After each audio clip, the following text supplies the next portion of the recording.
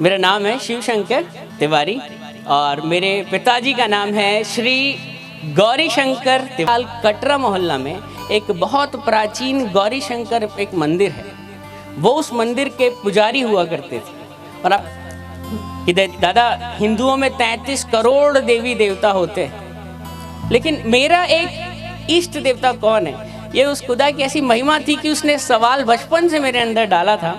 और मैंने पूछा कि दादा मेरा इष्ट देवता कौन है, कि जब मैं मुश्किल में पड़ूं तो मैं उसे बुला सकूं। क्योंकि हमें तो 25-30 से ज़्यादा के नाम याद नहीं होते थे, है ना। अगर आप किसी भी हिंदू भाई बहन से पूछेंगे, मैं सारे धर्मों की इज्जत करता हूँ और पॉलिटिकली करना भी चाहिए आज की दुनिया में। तो मैंने आप किसी से भी पूछना, वो 25-30 से ज़्यादा के नाम आपको। Hallelujah, praise the Lord. जय मसीह की आप सभी को। तो आशा रखता हूँ कि आप अच्छे होंगे, स्वस्थ होंगे और प्रभु में आगे बढ़ रहे होंगे। तो आज एक अद्भुत गवाही लेकर आया हूँ, जिनका नाम है पंडित शिव शंकर तिवारी और ये है मध्य प्रदेश से। और जाहिर है कि ये पंडित है तो पूजा पाठ करते होंगे, सब कुछ करते थे, ये मंदिरों में जाते थे, हर तरह के जो भी रीति रिवाज है जो हिंदू धर्म के अंदर सब वो करते थे। लेकिन इनके जीवन के अंदर एक खालीपन था। वो अपने रचने वाले को, सब कुछ बनाने वाले को ढूंढते थे कि मुझे ढूंढना है कि इस सब को रचने वाला, इन सबको बनाने वाला कौन है। तो इनके पापा को वो पूछते थे, उनको दादा को वो पूछते थे कि सब हम कर रहे हैं, जो विधि विधान हम कर रहे हैं, ये क्या सही है? क्या यही लोग हैं हमको बनाने वाला, ये सारी सृष्टि को बनाने वाला यही है? ये सब ऐसे ऐसे ऐसे प्रश्न लेकर ये उनके दादा के पास जाया करते थे। लेकिन उनको वो संतुष्ट जवाब वहां से मिलता नहीं था। लेकिन इनके अंदर एक आशा थी, एक अभिलाषा थी को सच्चे परमेश्वर को जानने की। तो आइए इसके हिसाब से ही एक वचन जो है वो मैं आपके साथ में शेयर करना चाहता हूँ, जो कि यिर्मयाह की पुस्तक से है। उनका है 29 का अध्याय और उनका वचन 13 वचन यूं कहता है कि तुम मुझे ढूंढोगे और पाओगे भी, क्योंकि तुम मुझे अपने संपूर्ण मन से मेरे पास आओगे। मैं तुम्हें मिलूंगा, यहोवा की यही वाणी है। तो ये वचन कहता है कि जो कोई सच्चे परमेश्वर को अपने संपूर्ण मन से ढूंढता है, उनको वो जरूर मिलता है। क्योंकि हम जब सच्चे परमेश्वर को ढूंढने की कोशिश करते हैं कि इस सब को बनाने वाला, रचने वाला कौन है, तब वो हमारे सामने अपने आप को प्रकट करता है। और ये पंडित को भी उन्होंने प्रभु यीशु मसीह ने दर्शन दिया, उनको देखा, जाना, फेस टू फेस उनको देखा।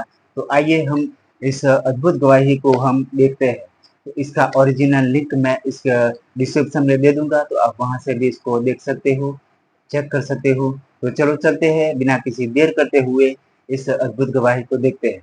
तो ऐसी गवाहियां देखने के लिए मेरे चैनल को सब्सक्राइब जरूर कर लें, ताकि हम ऐसी गवाहियां देख सके और लोगों का विश्वास जो खोया हुआ है वो हम ऐसी गवाहियों से हम पा सके। क्योंकि विश्वास सुनने से आता है, वचन को पढ़ने से आता है।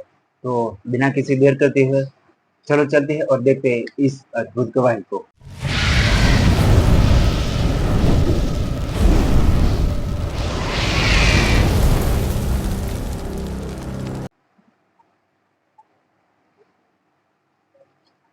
One two three start. मेरा नाम है शिव शंकर तिवारी और मेरे पिताजी का नाम है श्री गौरी शंकर तिवारी। बहुत सारे लोगों ने बोला आप अपना नाम क्यों नहीं चेंज करते। मैंने बोला मैं नाम क्यों चेंज करूं।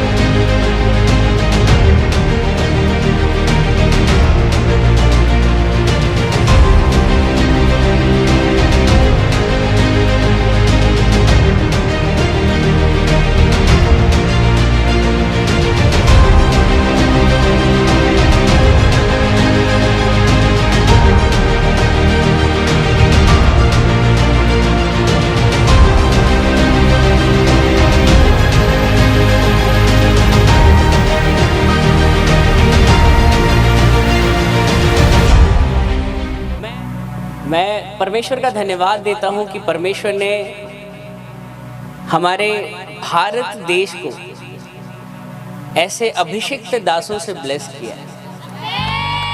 ये हमारे देश के लिए एक वर्ल्ड कप की ट्रॉफी से भी कई गुना बढ़कर है, लेकिन इससे बड़ा वर्ल्ड चैंपियन और वर्ल्ड कप विनर कोई नहीं है जो प्रभु के लिए आत्माएं जीतता हो। उससे बड़ी कोई जीत नहीं है। इतने महान प्रभु के दास के सामने मैं खड़ा हो रहा हूँ, पवित्र आत्मा मुझे हियाव नहीं कि मैं बोल पाऊँ। मैं अब अपने बारे में कुछ बातें चंद शब्दों में कहना चाहूँगा। मेरा नाम है शिव शंकर तिवारी। आप मेरे नाम से ही मेरी शख्सियत को, मेरे बैकग्राउंड को जानते हैं। मेरा नाम है शिव शंकर तिवारी और मेरे पिताजी का नाम है श्री गौरी शंकर तिवारी। मेरा शिव शंकर तिवारी, मेरे पिताजी का गौरी शंकर तिवारी, और मेरे जो भाई हैं छत्तीसगढ़ में उनका नाम है श्री रमा शंकर तिवारी, है ना। क्या बोलते हैं, buy one get three. Shiv Shankar, then Gauri Shankar, then Rama Shankar. और मेरे जो दादा हैं, अभी तो इस दुनिया में नहीं है, उनका नाम था पंडित रोहिणी प्रसाद तिवारी। वो जबलपुर मध्य प्रदेश के, अगर कोई यहाँ पर है जबलपुर मध्य प्रदेश का, वो जानता होगा, आधारताल कटरा मोहल्ला में एक बहुत प्राचीन गौरी शंकर एक मंदिर है। वो उस मंदिर के पुजारी हुआ करते थे। और आपको पता है कि मंदिरों के पीछे ही पुजारियों के रहने के लिए स्थान होते थे। तो वहीं पर मेरे दादा ने जिंदगी भर पूजा पाठ, यज्ञ, हवन ये सब किया, वो सेवा करी वहाँ मंदिर जो भी। उसके पीछे ही उन्हें वहाँ रहने के लिए स्थान मिला, पुजारी का एक घर मिला, और वहीं पर उन्होंने अपने परिवार को बढ़ाया। उनकी शादी हुई, मेरी दादी और देन मेरे पापा ये सब मंदिर में हम लोग जन्मे, मंदिर में ही पैदा हुए। तो मैं उस जगह से उठकर आया हूँ और बचपन से ही यज्ञ कराना, हवन, पूजा पाठ ये सब देखकर हम पले बड़े हैं। ये सब हम देखते हुए पले बड़े हैं। और मैं अपने दादा से हमेशा एक बात पूछता था कि दादा, हिंदुओं में 33 करोड़ देवी देवता होते हैं, लेकिन मेरा एक इष्ट देवता कौन है? ये उस खुदा की ऐसी महिमा थी कि उसने सवाल बचपन से मेरे अंदर डाला था। और मैंने पूछा कि दादा, मेरा इष्ट देवता कौन है कि जब मैं मुश्किल में पड़ूं तो मैं उसे बुला सकूं।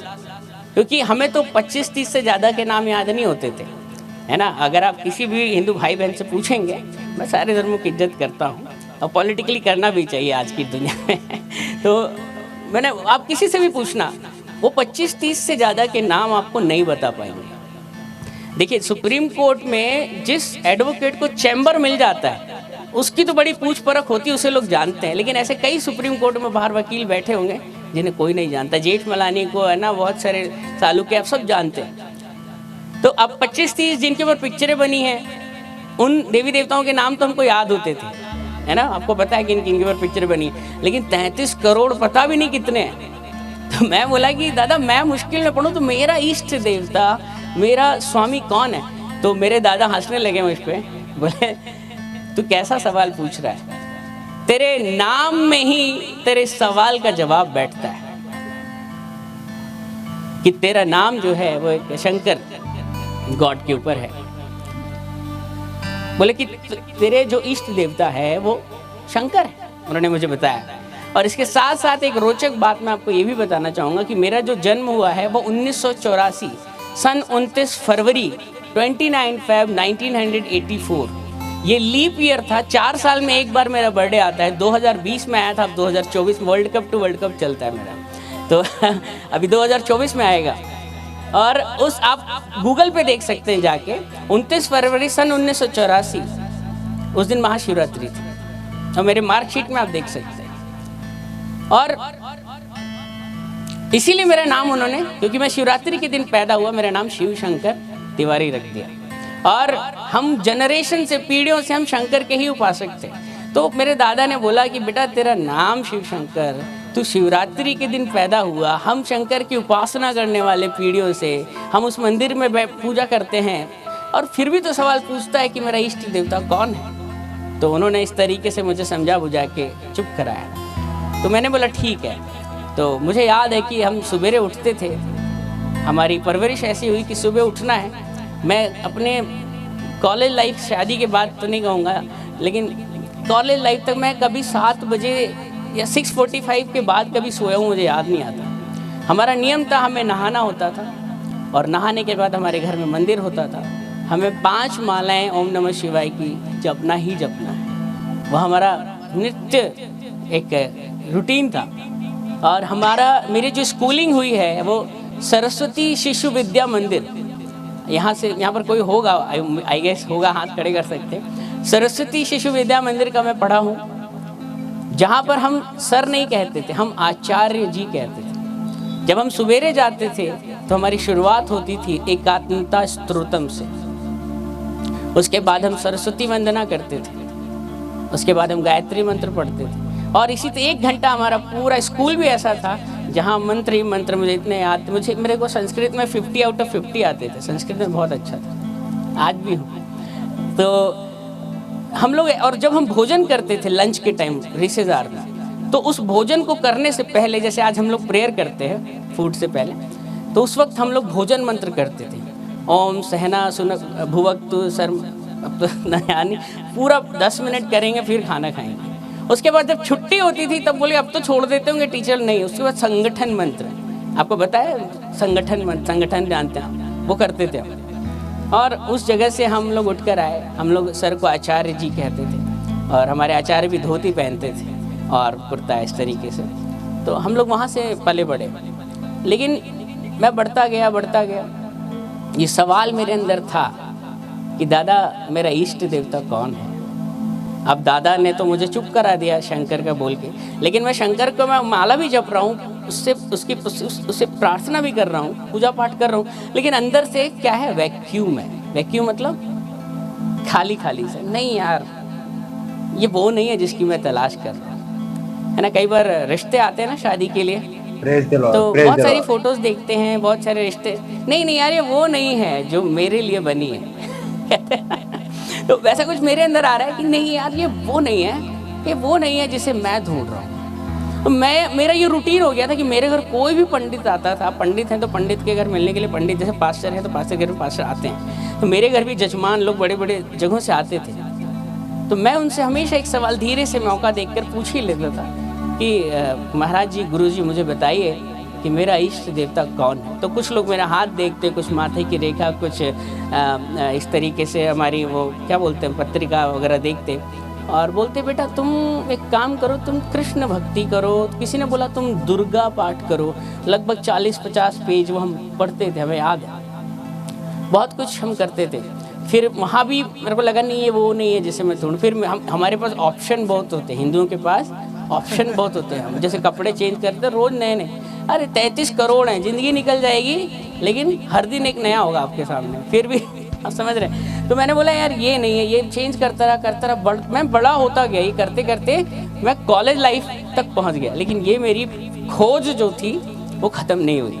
मैंने साईं भक्ति भी करी, मैंने बहुत कुछ किया, लेकिन वो सवाल जो था वो वहीं का वहीं था।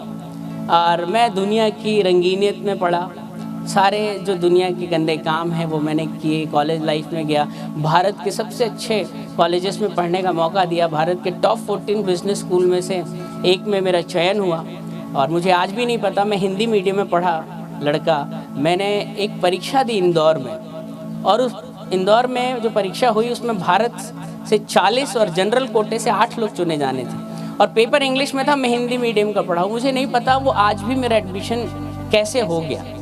मेरे घर वालों को भी ताज्जुब है कि तेरा हो कैसे गया वहाँ। लेकिन परमेश्वर के जब आप डिवाइन प्लान को समझना शुरू करेंगे ना, तो आपके दिमाग के तार हिलने लग जाएंगे। वो ऐसा मास्टरपीस है, वो आपके गर्भ में पैदा होने से पहले उसने अपने पूर्व ज्ञान में अद्भुत, है ना, सेटिंग कर रही है। आप मोबाइल के तार देखेंगे, समझ उससे भी ज़्यादा क्रिटिकल उसकी प्लानिंग। आप किस वक्त कहाँ खड़े हैं, क्या कर रहे हैं, और इस पृथ्वी के ऊपर आप किस साल, किस महीने, किस दिन, किस घंटे, किस सेकंड, किस मिली सेकंड आप अपने मुंह से प्रभु यीशु कहेंगे, वो भी निर्धारित है। यहाँ जितने लोग मौजूद हैं, यहाँ मैं आपको बताना चाहूँगा, हर एक इंसान जो आया है, ये कोई बाई चांस वाली बात नहीं है। ये बहुत सालों पहले लिखा गया था कि सन 2008 में अगस्त महीने में तिवारी खानदान में से, जिसमें कई लोग आए, कई तिवारी आए और कई तिवारी मर Praise the Lord, गए, praise the उन Lord. तिवारी की पीढ़ियों में से एक तिवारी निकलेगा जिस पर मैं अपनी कृपा करूंगा, जिस पर मेरा सूर्योदय होगा। कई तिवारी आए, कई तिवारी चले गए, अंधकार नहीं हटा, लेकिन यहोवा ने निर्धारित किया था कि ऐसा कुछ होगा कि 1984 में इस दिन इस नाम का एक पैदा होगा, और वो मेरी गवाही देने के लिए इस विचित्र नाम से खड़ा होगा कि जब वो नाम तो बोलेगा शिव शंकर तिवारी, लेकिन बोलेगा जय मसीह की, हालेलुया। बहुत सारे लोगों ने बोला आप अपना नाम क्यों नहीं चेंज करते? मैंने बोला मैं नाम क्यों चेंज करूं?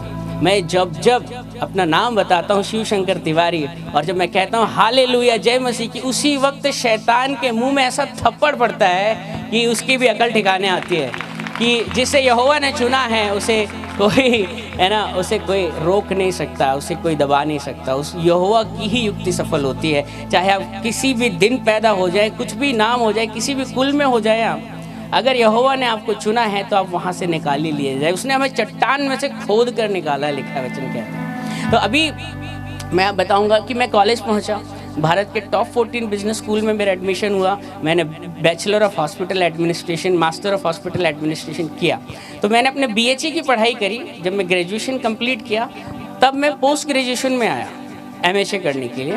तब मुझे एक क्रिश्चियन एक लड़की मिली, मेरी क्लासमेट थी वो, और उन्होंने मुझे बोला कि देखो यार तुम्हारे तो बहुत सवाल रहते हैं। मैं सवाल बहुत पूछता था, मैं फेमस था इस बात के लिए, तर्क वितर्क करना मेरी आदत।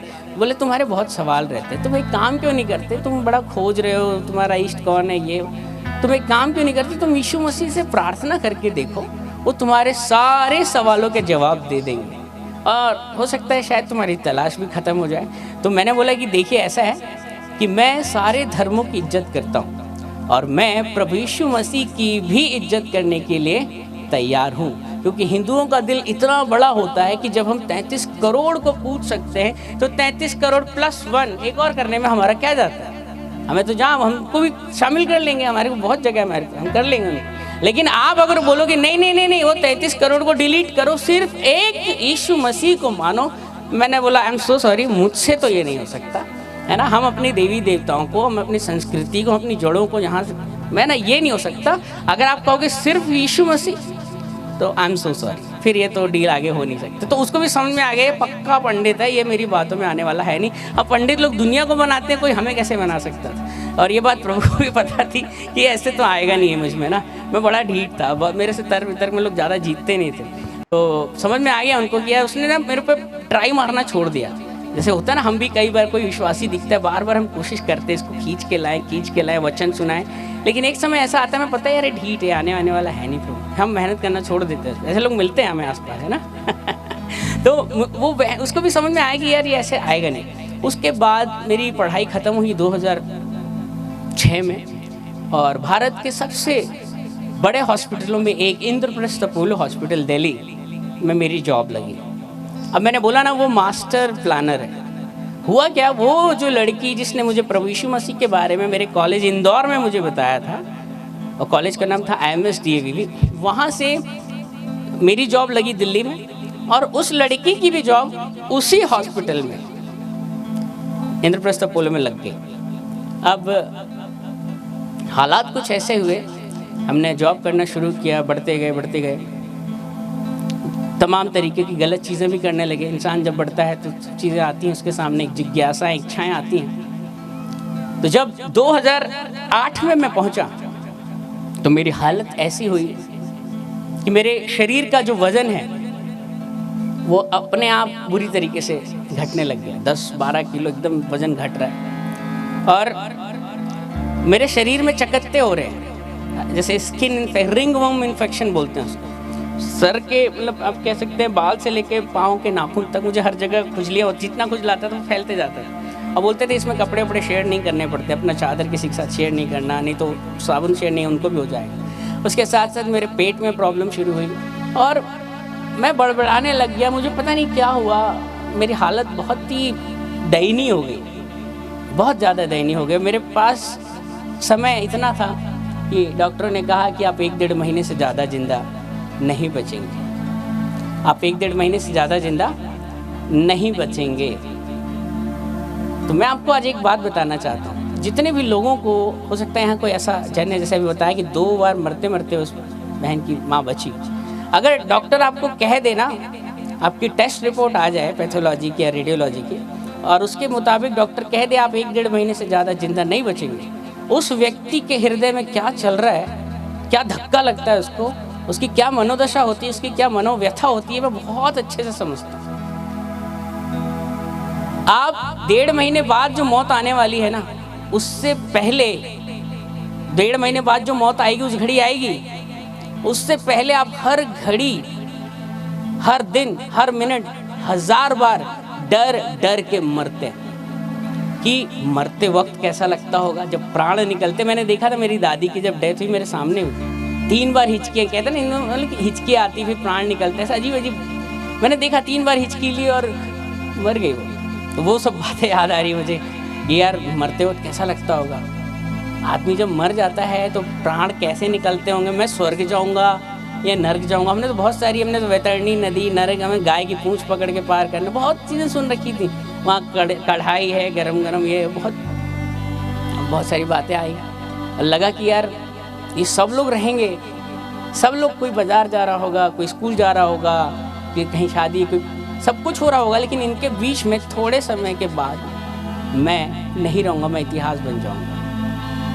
और मैं रात को 10 बजे रोना शुरू करता था, चादर के अंदर मुंह छुपा लेता था और रोते रोते सुबह हो जाती थी। अब डर किसको बताएं, अपने हाले दिल किसको बताएं, क्योंकि जिसके पर मौत आती है ना, वही व्यक्ति समझता है कि मौत क्या होती है, मौत का डर क्या होता है। आपके माँ बाप आपको माथे से छूएंगे, आपके कोई अगर किसी लड़के को ऐसा हो जाए, उसके माँ बाप को धक्का लगेगा तो उसके पास जाएंगे, उसे अच्छे से अच्छा खिलाने की कोशिश करेंगे। कुछ दिन बचे हैं, बेटा क्या खाएगा, बेटा क्या पहनेगा, उसके माथे को चूमेंगे। उसकी माँ हो सकता है उसके पास सोए रोज, लेकिन उसका जो डर जो है ना, मौत का डर, वो आपके माँ बाप भी नहीं समझ सकते। वो जिसके अंदर चलता है ना, जिसके ऊपर मौत आती है, इसको वो वही जानता है कि मौत का डर क्या होता है।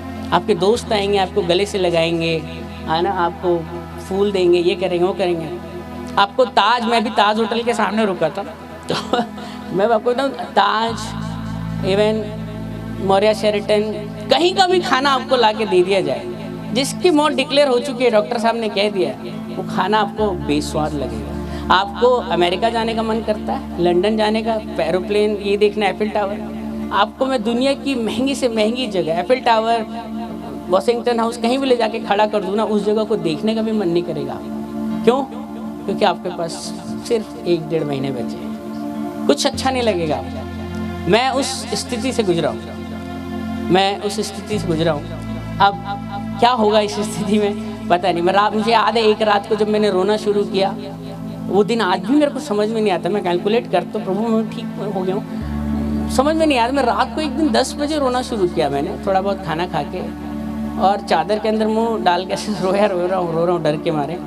और ऐसा मेरे को दिखा उजाला आ गया, तो देखा मैंने घड़ी में 5:30 बज रहे थे। और आज भी मुझे समझ में नहीं आया, मुझे ऐसा लगा कि आधे घंटा हुआ है। मतलब ज़िंदगी भी इतनी फास्ट भागने लगती है आपकी, या 1.5 महीने 1.5 मिनट से लगते हैं आपको। तो ये हालत थी जैसे एक कुत्ता नहीं, जैसे बीमार हो गया है या कि एक्सीडेंट होकर पड़ा है, कोई देख नहीं, हालत ऐसी हो जाती है मरते हुए इंसान से। ठीक है, तो वो स्थिति मैंने गुजारी।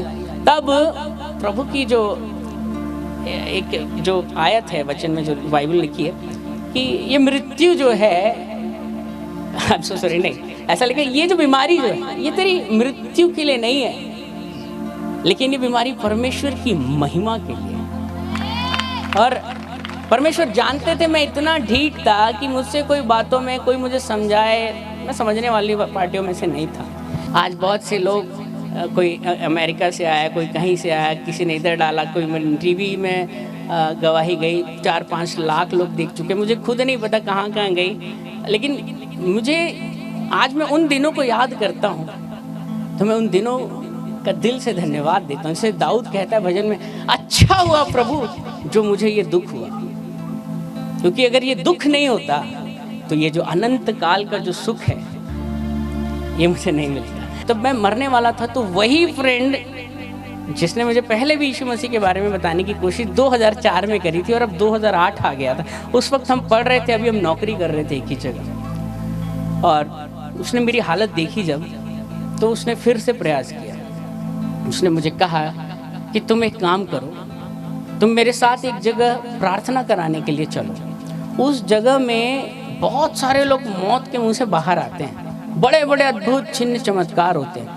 तो अब कहते हैं ना कि मरता क्या नहीं करता, मुश्किल में लोग गधे को बाप बनाते हैं। यहाँ तो खुदा की बात थी, है ना, यहाँ तो परमेश्वर की बात हो रही थी। तब आप अगर मरने वाले होंगे ना, तो आप देखिएगा अच्छे अच्छे पंडित, अच्छे अच्छे दूसरे है ना पंडित, हमको अगर इसे देखा जाए, हमारे इसमें क्या करते हैं, हमें किसी मजार के आगे बोल दो मत्था टेको, इधर चादर चढ़ा दो, इधर दिए, इधर तांत्रिक बाबा बैगा, कुछ भी ऐसे नाच नचाते हैं ना। एक बार मरने वाला तो हो इंसान, फिर देखिए कैसे पीछे पैसा खींचते हैं लोग। ये जो डर का बिजनेस है ना, बहुत बड़ा है। ये जो मृत्यु का डर है ना, ये बहुतों को कंप्रोमाइज करने के लिए। तो मैं भी बोला यार छोड़ना हिंदू धर्म, जान है तो जहान है, जान बस्ती, इससे बड़ा क्या है, चलते हैं। तो मैं भी बोला कि छोड़ो अपना अहम। मैंने उसको बोला कि ठीक है मैं तुम्हारे साथ चलता हूँ। तो जब मैं वहाँ गया तो वो एक प्रेयर सेंटर था और वो एक बड़ा सा हॉल था और वहाँ पर प्रभु यीशु मसीह की उन्होंने एक कमर तक की एक फ़ोटो बस लगा रखी थी और इधर साइड में रिसेप्शन था। उस रिसेप्शन पर एक रिसेप्शनिस्ट बैठी हुई है और कुछ पेपर वर्क और फाइल दिख रहा है और इधर कारपेट बिछा हुआ है जहाँ लोग बैठे हुए कुछ। तो मैं ऑफिस में काम कर रहा था, कॉर्पोरेट हॉस्पिटल में जॉब कर रहा था, पोलो नवाना हॉस्पिटल। तो मुझे लगा यार ये तो प्रार्थना भवन क्या, मंदिर क्या, ये तो मुझे कोई कॉर्पोरेट ऑफिस की तरह लगे। मतलब यहाँ क्या होने वाला है। हमें आदत है कि भाई मूर्तियाँ दिखनी चाहिए, घंटियों की आवाज़ आनी चाहिए, वो दिए के जलने की, वो घी के जलने की सुगंध आनी चाहिए, फूल माला, वो चंदन टीका पूरा लाव लश्कर हो, तब एकदम हमें लगता है हाँ यहाँ कुछ दैवी डिवाइन हो सकता है। लेकिन वहाँ तो हमें लगा यार तो ऑफिस टाइप का माहौल लग रहा है, यहाँ क्या होगा। मैंने बोला चलो अब आ गए हैं तो आ ही गए, देखते हैं क्या होता है। अब आ तो गए, उखली में सर दे दिया तो देखते हैं क्या होता है। उसके बाद एक और हाइट हो गई। हम लोग तो लिखा पढ़ी करते थे ना हॉस्पिटल में, पेपर वर्क। वो रिसेप्शनिस्ट ने मुझे एक फॉर्म पकड़ा दिया, एक फॉर्म पकड़ाया और वो था प्रेयर रिक्वेस्ट फॉर्म। तब तो मुझे लगा यार ये तो और ऑफिस टाइप का, बिल्कुल कर्मचारी विभाग टाइप का माहौल हो रहा है कि यहाँ क्या होगा, दैविक सोच भी नहीं सकता था मैं। बोला ठीक है, मैंने भी पेन लिया उनसे, मैंने लिखा अपना नाम, मोबाइल नंबर, एड्रेस, क्या परेशानी है, नंबर 1, नंबर 2, नंबर 3 सब लिख दिया। नीचे साइन भी करे कि हाँ मेरी ही परेशानी है। उसके बाद मैंने बोला यहाँ क्या होगा देखते हैं। हम लोग बैठ गए, मैं बैठ गया, वो जो फ्रेंड थी वो भी मुझे लेकर गई थी, वो भी बैठ गई। हम वेट करेंगे, देखते हैं क्या होता है। और थोड़ी देर बाद एक प्रेयर वॉरियर आई, उसके हाथ में एक बाइबल थी और वो मेरे सामने आके बैठ गए और उसने बाइबल खोली और कुछ आयत, मतलब प्रेयर रिक्वेस्ट फॉर्म पढ़ा उसने। और प्रेयर रिक्वेस्ट फॉर्म को पढ़ने के बाद मेरी तरफ उसने देखा और बाइबल खोली और बाइबल से कुछ आयतें वो पढ़कर मुझे समझाने की कोशिश करने लगी। और उसने कहा कि भाई आप मत डरिए, विश्वास रखिए, क्योंकि जो काम मनुष्यों से नहीं हो सकता वो परमेश्वर से हो सकता है। और इस तरीके की कई बातें वो मुझे बाइबल से बताने की कोशिश कर रही है। मैं आपको बताऊं, आपको अगर सर्दी हो जाएगी ना तो आपको बड़ी चिड़चिड़ाहट होती है, कुछ अच्छा नहीं लगता, आप बड़े चिड़चिड़े। आप जब मरने वाले होते ना तब आप और ज़्यादा नीरस हो जाते, कुछ भी अच्छा नहीं लगता, कुछ भी अच्छा नहीं लगेगा। तो मैंने बोला, उसकी इतनी सुंदर बात सुन के आपने तालियां बजाई। मैंने क्या बोला पता है, मैंने बोला देखो सिस्टर ऐसा है, ये जो भगवान है ना, ये सब बकवास की बात है। मैंने लिटरली ये लाइन बोला। मैंने बोला देखिए ऐसा सिस्टर, भगवान जो है ना, ये सब बकवास की बातें हैं। लोग ऊपर देखते हैं, अपना दुखड़ा रोते हैं, उनको कोई लग रहा है कि ऊपर एक कोई बैठा है, कोई है तो सुन रहा है और एक दिन सब कुछ ठीक कर देगा। मैंने बोला बकवास की बात है, ऊपर कोई नहीं बैठा, ये दुनिया बेवकूफ़ बन रही है, शगुफे में गलतफहमी में जी रही है, कोई नहीं बैठा ऊपर, कोई भगवान नहीं है। मैंने बोला 24 साल की मेरी उम्र है, मैंने क्या पाप कर दिया, मैंने क्या दुनिया देख ली कि आज मैं मरने पे हूँ। अगर भगवान होता तो क्या वैसा न्याय और निष्ठुर होता कि मुझे मरने देता हो। तो मुझे और वचन से समझा रही है, क्योंकि उसके पास मेरे जैसे 3600 लोग रोज आते होंगे प्रेयर सेंटर में। ऐसे लोग तो आते हैं, है ना, वो कहते ना कि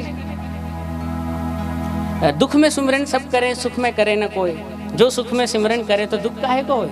हमें बता रहा हूँ, अगर इस संसार से पीड़ा, बीमारी, मृत्यु, क्लेश कर्जा हट जाए ना, हट जाए पूरी तरीके से, तो मंदिर मस्जिद गुरुद्वारों में ताले लग जाएंगे।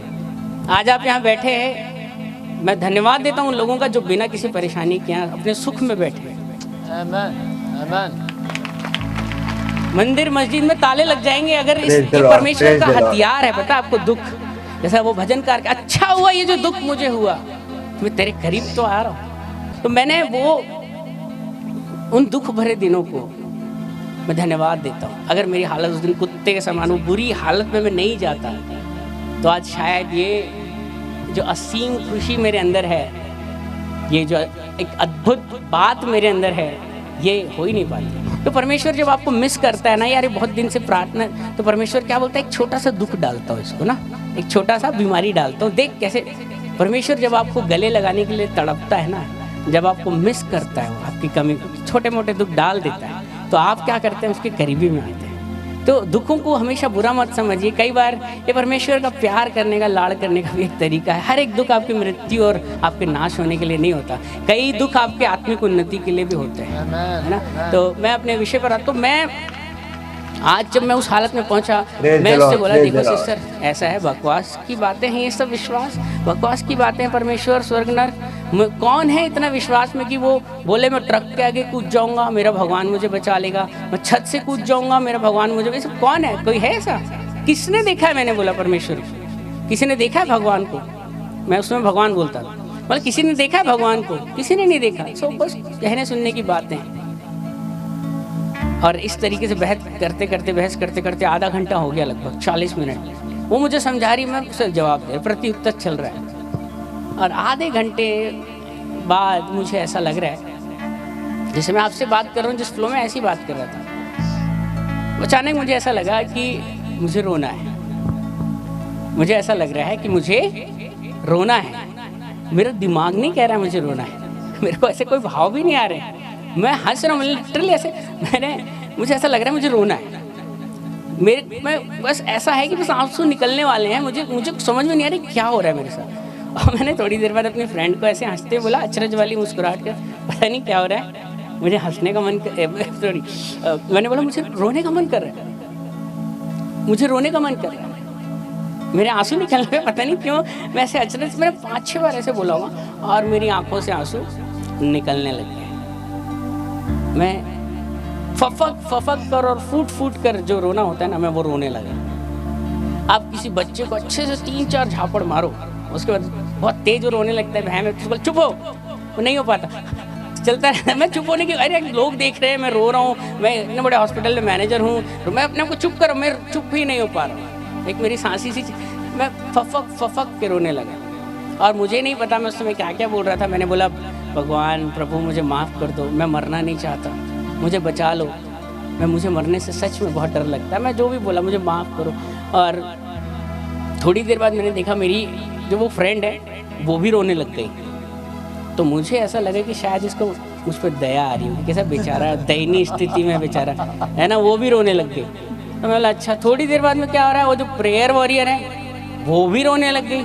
तो बिल्कुल हम तीनों रोने लग गए। अजीब ही कुछ हो गया, मतलब ये मैंने कुछ एक्सपीरियंस पहले ही नहीं किया था पृथ्वी, कुछ अलग ही हो रहा था वहाँ पर। हम तीनों रो रहे हैं, रोते ही चले जा रहे हैं, मैं अपना लगा हुआ हूँ, वो अपना प्रेयर कर रहे हैं। वो प्रेयर वॉरियर मेरे ऊपर हाथ रख के दुआ करी, प्रभु यीशु के नाम से चंगा हो, दया कर प्रभु, बचा प्रभु। अपनी तरफ से जो वो करती है, जैसे हम लोगों को जो प्रेयर में आता है हम बोल देते हैं सब, प्रभु तेरे कोड़े खाने से हम चंगे, पत्रस 2:24 सब वो कर रही है बेचारा अपने जो कर सकती थी।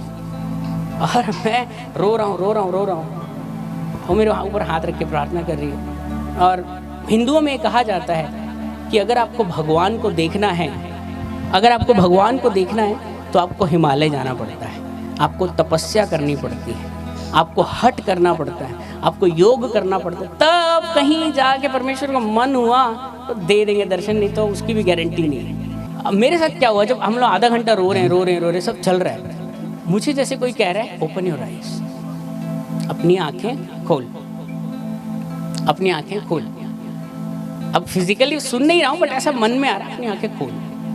तो मैंने जब अपनी आंखें खोली तो वहां पर वो जो प्रभु यीशु मसीह की, मैंने बताया था ना, एक कमर तक की फोटो लगा रखी थी, प्रभु यीशु मसीह का चेहरा सा बनाया और कमर तक की फोटो, मुझे लग रहा था यीशु मसीह। अब लोगों के विश्वास को बढ़ाने के लिए कई बार लगा देते हैं लोग, हालांकि ये सब में कोई वैल्यू नहीं है। तो मैं वहाँ क्या देख रहा हूँ, जब मैंने अपनी आंखें खोली तो वहाँ वो फोटो, वहाँ वो जो पिक्चर थी बड़ी सी पोस्टर, वो वहाँ था ही नहीं, वो वहाँ था ही नहीं, वो तो कमर तक की थी।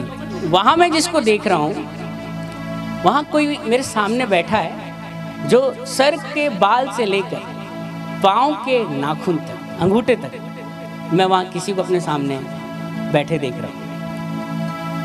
और विश्वास मानिए, इतनी सुंदर आंखें मैंने आज तक 2008 के बाद, उससे पहले और आज तक, इस और आगे भी मुझे विश्वास है, इतनी सुंदर आंखें मैंने ना ही किसी औरत की देखी, ना ही किसी आदमी की, ना ही किसी बच्चे की, ना ही किसी, वो आंखें इस दुनिया की थी ही नहीं। मुझे पता था कि यहाँ जो बैठा है ये इस दुनिया का नहीं है।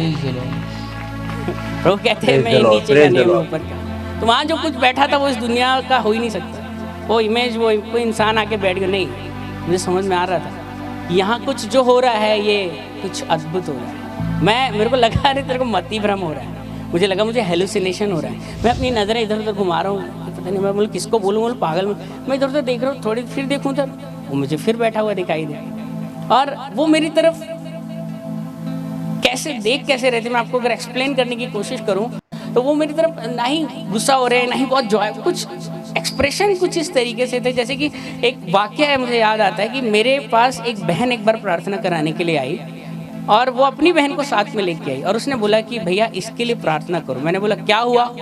तो उसने बोला भैया एक दिन इसका लड़का घर के बाहर खेलते खेलते, जो कि 7 साल का था, अचानक गायब हो गया और आज 1.5 साल हो चुके हैं ये उसको ढूंढते ढूंढते ये हलाकान परेशान हो चुकी है, ये इतना रो चुकी है कि अब इसकी जो आंसुओं को पैदा करने वाली जो ग्रंथियाँ, टीयर ग्लैंड, वो भी सूख चुकी हैं, अब उनसे भी पानी नहीं निकलता। और जब मैंने उसकी आंखों में देखा तो उसकी आंखों अंदर पूरी धसी हुई गड्ढा जैसे पूरा, वो आंखें आज भी मैं बोल रहा हूँ, मुझे याद है मेरे सामने वहाँ। तो मैंने देखा, मैंने उसके लिए प्रार्थना करी प्रभु यीशु के नाम से। मैं विश्वास करता हूँ कि यीशु के नाम से जो हम प्रार्थना करते हैं वो अपने समय में ज़रूर पूरी होती है। आमीन। और मैं विश्वास करता हूँ आज उसे बेटा मिल गया होगा। और मैं कल्पना जब कर रहा था, मैं सोच रहा था जब मैं गवाही दूँ तो कैसे एक्सप्लेन करूँ यीशु मसीह के देखने को। तो मैं ये सोचता हूँ कि अगर उस स्त्री को एक दिन झाड़ू लगाते लगाते, कुछ काम करते करते, अब जिंदगी है चला ही रही होगी, अगर उसको सामने से उसका अगर बेटा आता हुआ दरवाजे पर दिख जाए तो उस माँ की वो जो आंखें जो रोना भूल गई थी, आंसू बहाना भूल गई थी, जो सूख गई थी, उसकी आंखों में जो चमक होगी ना, उसकी आंखों में जो खुशी होगी ना, मैं समझता हूँ यीशु मसीह कुछ ऐसे ही मुझे देख रहा था उस दिन। क्योंकि बाइबल में लिखा है कि जब एक आत्मा बचती है ना तो स्वर्ग में जश्न होता है, जश्न होता है वहाँ पे, स्वर्गदूतों के साथ सेलिब्रेशन होता है बहुत बड़ा। वो अपने ही तरीके के डेक, अपने ही तरीके का डिनर, स्वर्ग का जश्न, जश्न करता है स्वर्ग। जब एक आत्मा प्रभु से मिल जाती है, उसका दीदार प्रभु के साथ हो जाता है, जब वो प्रभु के साथ कनेक्ट हो जाता है, तो प्रभु मुझे कुछ ऐसे ही देख रहे थे। मेरी 99 भेड़ें तो मेरे पास हैं, लेकिन वो मेरी एक जो खो गई थी भेड़, वो मेरा खोया हुआ एक सिक्का, वो मेरा बेटा आज मुझसे मिल गया है। आज हम एक हो चुके हैं। वो जो मेरे गर्भ में आने से पहले जो बातें लिखी गई थी कि सन 2008 में इस तारीख को इतने घंटे इतने बजे ये होगा, वो उस दिन वहाँ मेरे साथ हो गया। और वो जो सवाल जो बचपन से मेरे अंदर पवित्र आत्मा नहीं डाला था, अगर वो सवाल नहीं होता, वो परिस्थितियाँ नहीं होती, तो आज मैं भी यहाँ नहीं होता, मैं उस सच्चे खुदा को नहीं जान पाता। वो मेरा इष्ट देवता, वो मेरा गुरु, वो मेरा स्वामी, वो मेरा मालिक, वो मेरा पति, वो मेरा मित्र, मेरा भाई, वो सब कुछ, तुम्हें वो माता च पिता तुम ही हो, तुम्हें वो बंधु च सखा तुम ही हो, वो मुझे मिल गया। वो मेरा इष्ट देवता, मेरा कुल देवता, कुछ भी कहिए, वो मुझे मिल गया। और वो जो मुझे लेकर गई थी प्रेयर हॉल में, प्रेयर सेंटर में, वो लड़की के बारे में आपको बताऊंगा मैं। वो लड़की जो है इस वक्त, उसने मेरी आत्मा को, उसने ज़िंदगी को तो बचाया उसने, लेकिन मेरी उस अनंत ज़िंदगी को भी बचा लिया। शरीर को तो बचा लिया उसने, मेरा आत्मा ही बचाया। अगर वो नहीं सुनाती तो, अगर वो भी आलसी हो जाती तो क्या करा उसने, सिर्फ प्रेयर सेंटर ही तो ले गए, उसको नहीं आता था प्रेयर करना, वो इतना बाइबल में नहीं था उसको कुछ। जिसने, मैंने सोचा जिसने मेरी ज़िंदगी बचाई उसको ज़िंदगी का लाइफ पार्टनर ही बना लिया जाए तो अच्छा है। और इस वक्त मेरे साथ यहाँ बैठी हुई हैं बिंसी, यही वो लड़की थी जब हमारी शादी नहीं हुई थी, ये मुझे लेकर गई थी उस प्रेयर सेंटर में। और आज हमारा एक बेटा है, सामर्थ नाम है इसका। मैं इस अद्भुत गवाही के लिए परमेश्वर का धन्यवाद। Praise the Lord, praise the Lord, धन्यवाद धन्यवाद।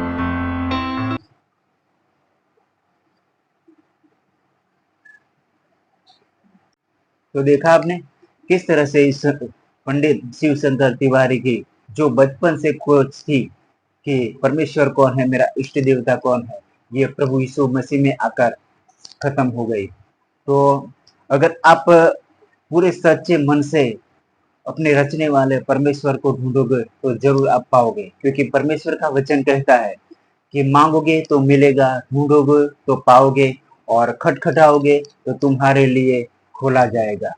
तो अगर आप ढूंढोगे तो जरूर वो परमेश्वर आपकी सहायता करेंगे, आपकी मदद करेंगे, और वही अपने आप को वो प्रकट भी करेंगे कि मैं ही सर्वशक्तिमान परमेश्वर हूँ, मैं ही इस सृष्टि का सब कुछ रचने वाला मैं ही हूँ। वो अपने आप से ही प्रकट करेगा। तो आशा रखता हूँ कि इस अद्भुत गवाही से आपकी भी प्रेरणा मिली होगी। तो ऐसी ही अद्भुत गवाहियां देखने के लिए मेरे चैनल को सब्सक्राइब जरूर कर ले।